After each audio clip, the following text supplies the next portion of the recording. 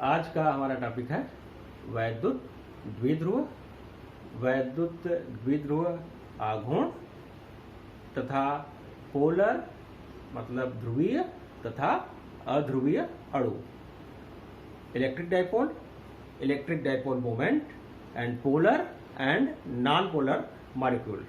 तो आइए इसे समझते हैं।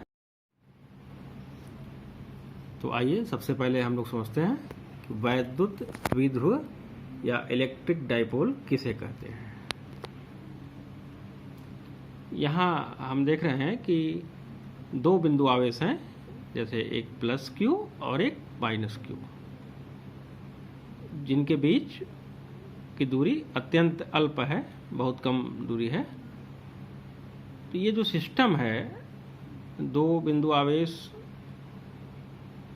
जो आवेश परस्पर बराबर हैं और विपरीत हैं, अगर वे कुछ दूरी से, अल्प दूरी से सेपरेट किए गए हैं, अल्प दूरी पर स्थित हैं, तो इस निकाय को हम वैद्युत द्विध्रुव कहते हैं। अर्थात वैद्युत द्विध्रुव वह निकाय है जिसमें दो बराबर परंतु विपरीत प्रकार के बिंदु आवेश एक दूसरे से अल्प दूरी पर स्थित होते हैं। Two point charges of different nature separated by a small distance is called electric dipole. वैद्युत द्विध्रुव आघूर्ण क्या है? इलेक्ट्रिक डाइपोल मोमेंट क्या है? वैद्युत द्विध्रुव में किसी एक आवेश का परिमाण Q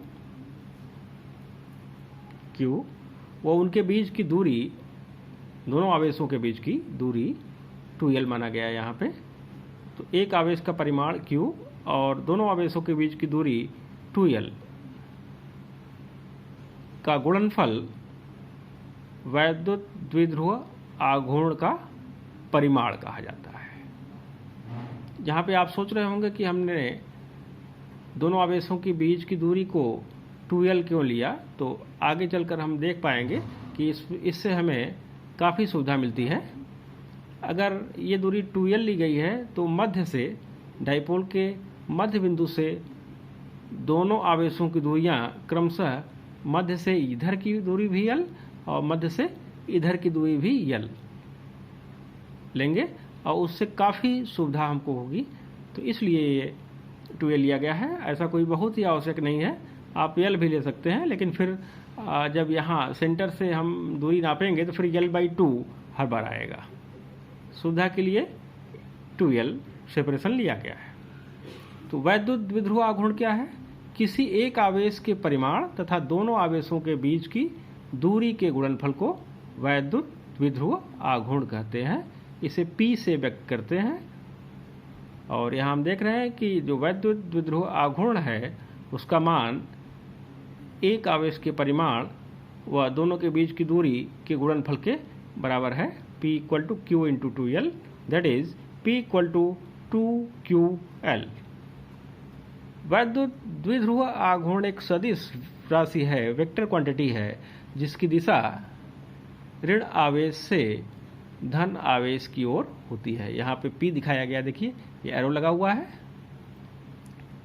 तो ऋण आवेश से धन आवेश की ओर वैद्युत द्विध्रुव आघूर्ण की दिशा होती है और ये दोनों आवेशों को मिलाने वाली रेखा के अनुदिश होता है। यहाँ पे अगर हम P के मात्रक की बात करें तो आवेश Q और 2L क्या है? दूरी है। आवेश और दूरी के मात्रक का गुणनफल, तो आवेश के लिए कूलाम और दूरी के लिए मीटर। तो वैद्युत द्विध्रुव आघूर्ण का मात्रक कूलाम मीटर तथा विमेय सूत्र LTA। हम लोग अब ध्रुवीय तथा अध्रुवीय अणु तथा द्विध्रुवों के भौतिक सार्थकता अर्थात polar and non polar molecules and physical significance of dipole के बारे में समझते हैं। पोलर मॉलिक्यूल्स या ध्रुवीय अणु क्या है? ऐसे मॉलिक्यूल्स या ऐसे अणु जिनमें स्थायी रूप से वैद्युत द्विध्रुव आघूर्ण होता है उन्हें हम ध्रुवीय अणु कहते हैं। जैसे आप देख रहे हैं H2O जल का अणु है और इसका संरचना आप देख रहे हैं। H2O का संरचना सूत्र इस प्रकार से है।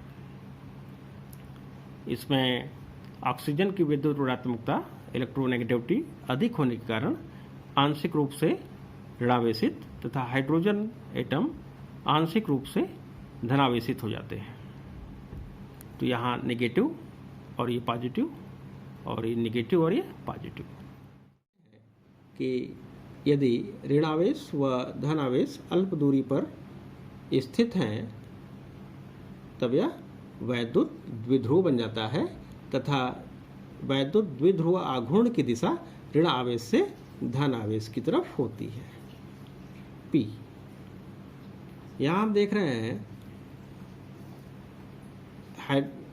जल के अणु में, जल के अणु का संरचना सूत्र हम देख रहे हैं। यहाँ पे ये हाइड्रोजन आंशिक रूप से धनावेशित हो जाता है और ये आंशिक रूप से ऋणावेशित हो जाता है। तो ये ऋण और धन, यहाँ पर एक डाइपोल मोमेंट क्रिएट होता है, P1 कह लिया, और ऋण और यहाँ धन, तो ये भी एक डाइपोल बन गया। इसके डाइपोल मोमेंट को हमने P2 कह लिया। तो दिशा इनके बीच P1 और यह P2 दो डाइपोल मोमेंट हो गए। डाइपोल मोमेंट एक सदिश राशि है, तो इनका ऐड करने पर वेक्टरों के जोड़ने की समांतर चतुर्भुज विधि या पैरेललोग्राम ला जो वेक्टर एडिशन का है उस विधि से हम देखते हैं कि इसका एक रिजल्टेंट डाइपोल मोमेंट आता है। जल के अणु का एक रिजल्टेंट, इसमें एक परमानेंट वैद्युत द्विध्रुव आघूर्ण है, इलेक्ट्रिक डाइपोल मोमेंट है। तो ऐसे अणु जिनका परिणामी द्विध्रुव आघूर्ण स्थायी रूप से रहता है उन्हें ध्रुवीय अणु कहते हैं। ऐसे अणु जिनका परिणामी द्विध्रुव आघूर्ण स्थायी रूप से रहता है उन्हें हम ध्रुवीय अणु कहते हैं। या हम कह सकते हैं जिनके पास स्थायी वैद्युत द्विध्रुव आघूर्ण रहता है उन्हें हम ध्रुवीय अणु कहते हैं। जैसे जल का अणु हो गया, ऐसे ही HCl स्थायी द्विध्रुव आघूर्ण है। नॉन पोलर मॉलिक्यूल्स, ऐसे अणु जिनके पास स्थायी वैद्युत द्विध्रुव आघूर्ण नहीं होता या जीरो होता है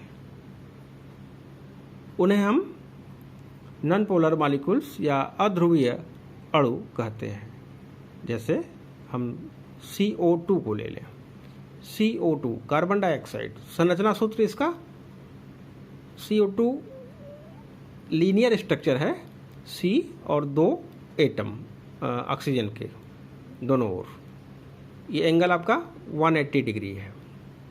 तो यहाँ पर इलेक्ट्रोनेगेटिविटी कार्बन ऑक्सीजन की अधिक है, तो ऑक्सीजन की इलेक्ट्रोनेगेटिविटी अधिक होने के कारण आंशिक रूप से ऋणावेशित दोनों, और यहाँ आंशिक धनावेश।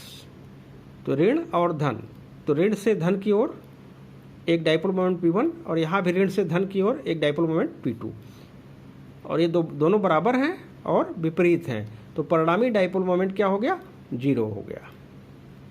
तो CO2 के पास स्थायी द्विध्रुव आघूर्ण नहीं है, अतः CO2 मॉलिक्यूल